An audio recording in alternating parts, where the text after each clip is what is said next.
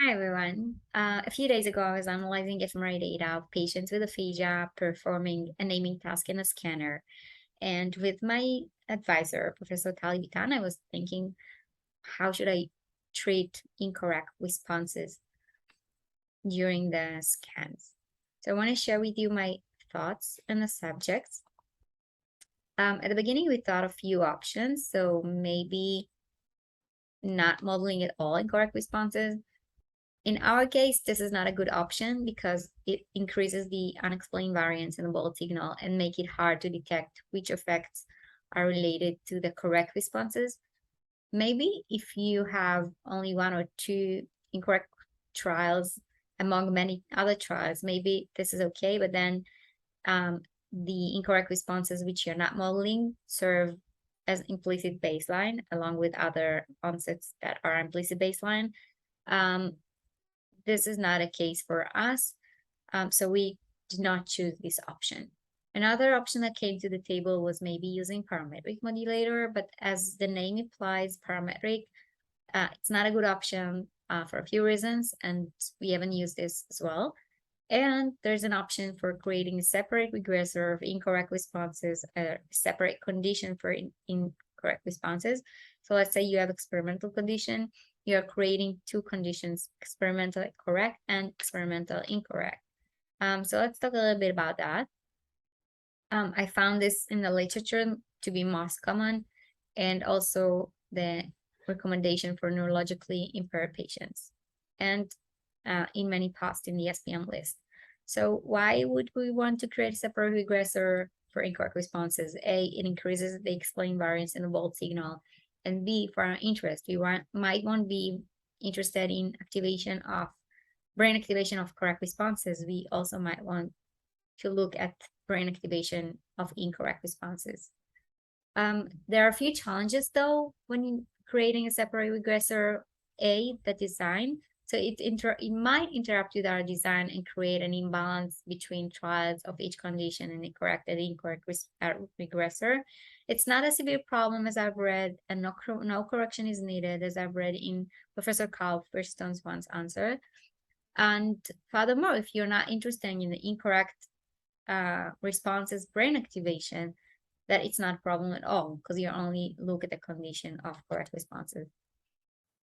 But if you do split the correct incorrect responses regressors, pay attention to the number of trials left in each condition.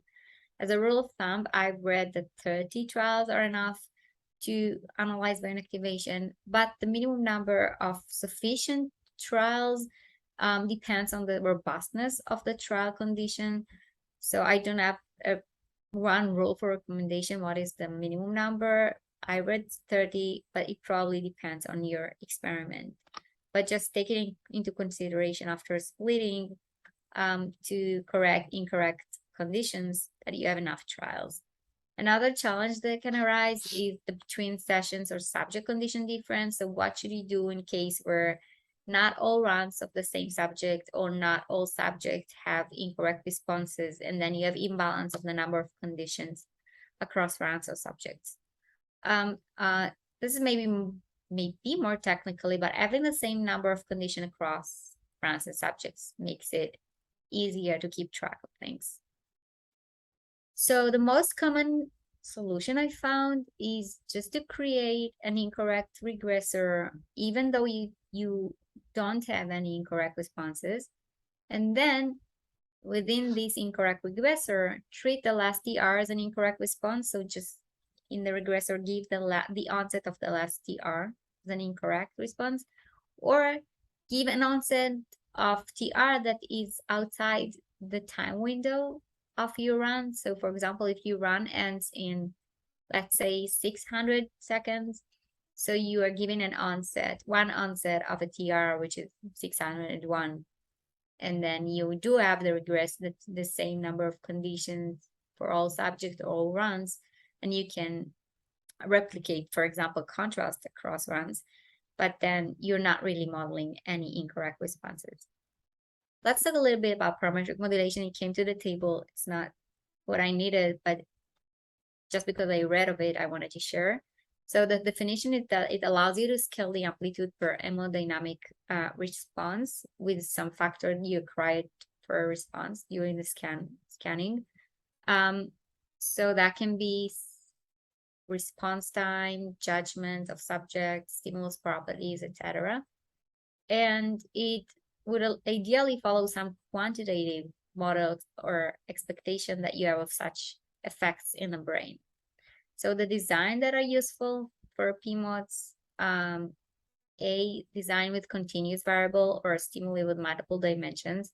And it also is useful if you're anticipating that the amplitude of the responses may be different for each stimulus dimension or will change over time. For example, reward-based decision-making.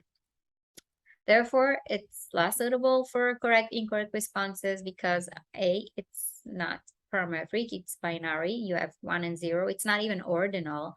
And B, we cannot assume that the processing of correct and incorrect trials activates the same brain regions, and there is only change in amplitude over time for incorrect responses. So this is also another reason. If you do use parametric modulation, though, normally the Pmod should be orthogonalized to the condition that they are modulating. Orthogonalized, that means uncorrelated with the condition that they are modulating. Why? Because of collinearity between the regressors. So collinearity between the Pmod and the condition and the regressor condition makes it hard to distinguish which changes in the bulb response are explained by each regressor. How do we achieve orthogonalizing? By means entering the Pmod. So the values of the Pmod should be summed to 0. And so you have a column of ones, which is the mean activation of the condition, and then a column of the values of the Pmod summed to 0. But as I've read many times in Andy's blog, and he's really stressing this point, this is not the same as orthogonalizing Pmod's regressor with respect to each other. So this point is only relevant if you have more than one Pmod or more than one modulator per specific condition. Why do you probably don't want to orthogonalize the Pmods with respect to each other? Because if you do, any share variance will be assigned to the first regressor, and it changes the interpretation of the modulators. Probably not what most researchers want. They do want that the variance will be explained by the modulators that they put in the model, unless they do want orthogonalizing, and then order really matters. In the GUI of the SPM, you can see that you have condition, then you have an option for parametric modulation. So there you are entering your modulators. And then if you have more than one parametric modulators, you might want to consider to change the default yes to no, not orthogonalizing the Pmods. Unless, as I've said, you do want orthogonalization, and then the most variance will be explained by the first regressor.